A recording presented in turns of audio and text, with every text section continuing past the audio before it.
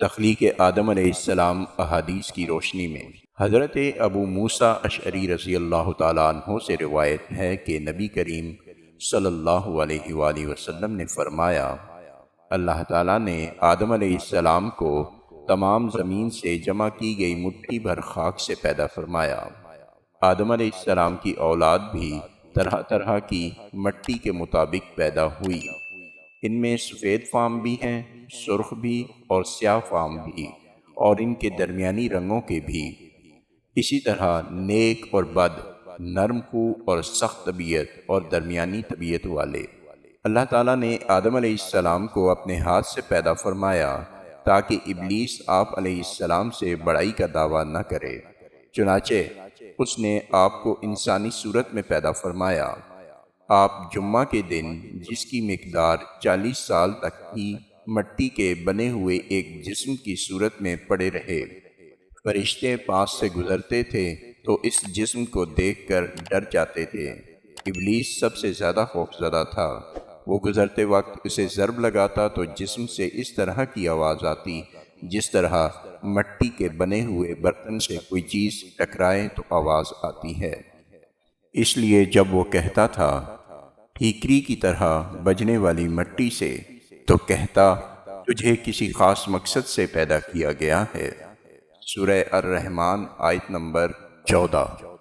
وہ اس خاکی بدن میں منہ کی طرف سے داخل ہوا اور دوسری طرف سے نکل گیا، اور اس نے فرشتوں سے کہا اس سے مت ڈرو، تمہارا رب صمد ہے، لیکن یہ تو کھوکھلا ہے۔ اگر مجھے اس پر قابو دیا گیا تو اسے ضرور تباہ کر دوں گا۔ جب وہ وقت آیا جب اللہ تعالیٰ نے اس جسم میں روح ڈالنے کا ارادہ فرمایا تو فرشتوں سے ارشاد فرمایا، جب میں اس میں روح ڈال دوں تو اسے سجدہ کرنا۔ جب روح ڈال دی گئی تو وہ سر کی طرف سے داخل ہوئی، تبھی آدم علیہ السلام کو چھینک آ گئی۔ فرشتوں نے کہا کہیے الحمدللہ، سب تعریفیں اللہ کے لیے ہیں۔ انہوں نے فرمایا الحمدللہ۔ اللہ نے فرمایا رحمک ربک، تیرے رب نے تجھ پر رحمت فرمائی ہے۔ جب روح آنکھوں میں داخل ہوئی تو آپ علیہ السلام کو جنت کے پھل نظر آئے۔ جب روح پیٹ میں داخل ہوئی تو آپ کو کھانے کی خواہش پیدا ہوئی۔ آپ جلدی سے جنت کے پھلوں کی طرف لپکے، جبکہ روح ابھی آپ کی ٹانگوں میں داخل نہیں ہوئی تھی۔ اسی لیے اللہ تعالیٰ نے فرمایا انسان تو جلد بازی کا بنا ہوا ہے۔ سورہ الانبیاء آیت نمبر 37۔ یعنی جلد بازی اس کی فطرت میں شامل ہے۔ حضرت انس رضی اللہ تعالی عنہ سے روایت ہے کہ نبی کریم صلی اللہ علیہ وآلہ وسلم نے فرمایا، جب اللہ تعالیٰ نے آدم علیہ السلام کو پیدا فرمایا تو جب تک چاہا انہیں بلا روح جسم کی حالت میں پڑا رہنے دیا۔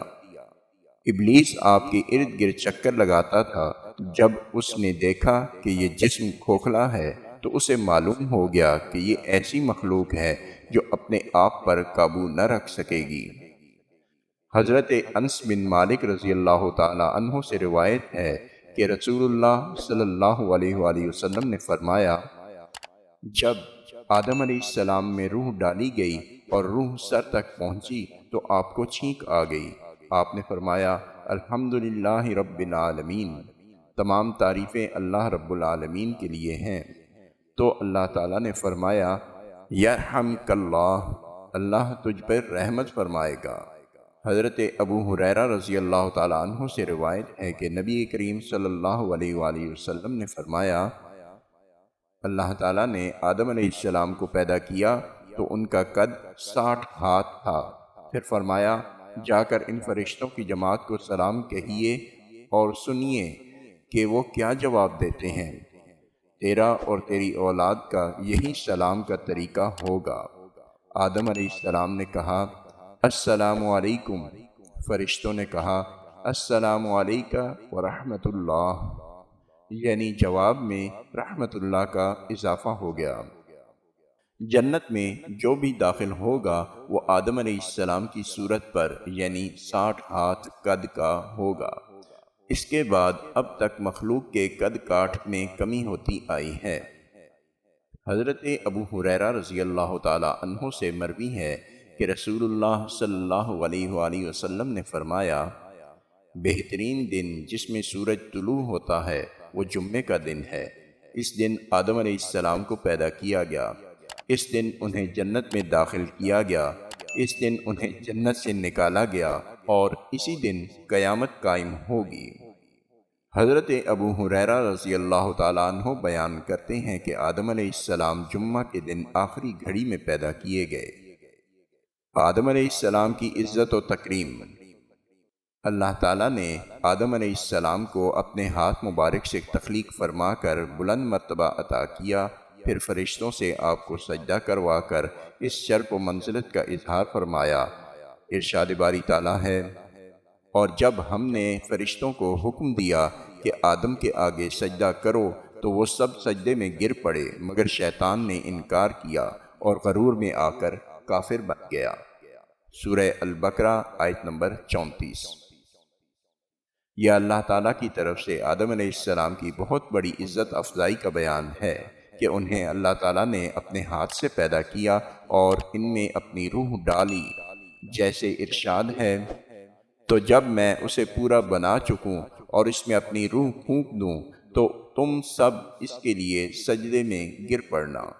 سورہ الحجر آیت نمبر 29۔ یہ چار انداز سے عزت افزائی ہے: اپنے دست مبارک سے پیدا کرنا، اپنی روح ڈالنا، فرشتوں کو حکم دینا کہ انہیں سجدہ کریں اور چیزوں کے نام کی تعلیم دینا۔ یہی وجہ ہے کہ جب حضرت آدم علیہ السلام اور حضرت موسیٰ علیہ السلام نے ملائے اعلیٰ میں ایک دوسرے سے ملاقات کی اور آپس میں بات چیت کی تو موسیٰ علیہ السلام نے فرمایا تھا، آپ آدم ہیں جنہیں اللہ نے اپنے ہاتھ سے پیدا کیا اور آپ کے اندر اپنی روح ڈالی، آپ کو اپنے فرشتوں سے سجدہ کروایا اور آپ کو ہر چیز کے نام سکھائے۔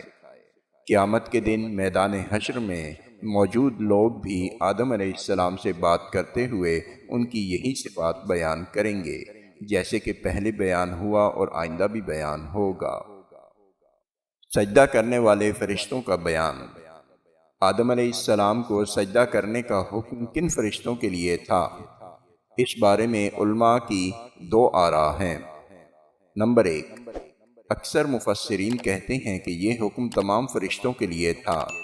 آیات کے الفاظ میں جو عموم پایا جاتا ہے اس سے اس رائے کی تائید ہوتی ہے۔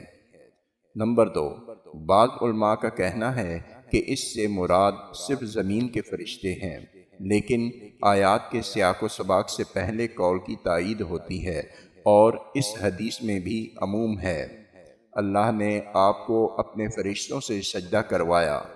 واللہ اعلم۔ پہلے بیان ہو چکا ہے کہ جب اللہ تعالیٰ نے فرشتوں کو حکم دیا کہ وہ آدم علیہ السلام کو سجدہ کریں تو انہوں نے اللہ کے حکم کی تعمیل کی۔